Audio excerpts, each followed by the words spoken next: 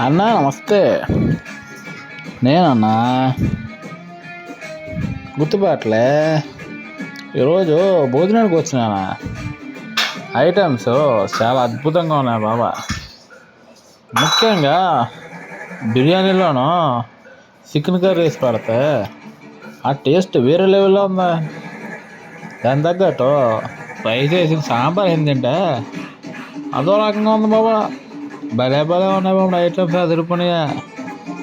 గిన్నె ఐటమ్ తిన్న తర్వాత వేడి చేస్తుంది కదంటే చల్లగా కోసం మరి అన్నం వేసుకుని పెరుగు వేసుకుని తిన్నానండి. చాలా అద్భుతంగా చేశారా. ఎక్కడాడరా మా డి కుంభదోళ్ళ గ్రామంలో అండి బాబా. అదే గణపారం మండలం. ఈసారి వచ్చినప్పుడు మర్చిపోకండి. ఛానల్ మట్టుకు సబ్స్క్రైబ్ చేయండి. ఉంటాను మరి. Bye bye.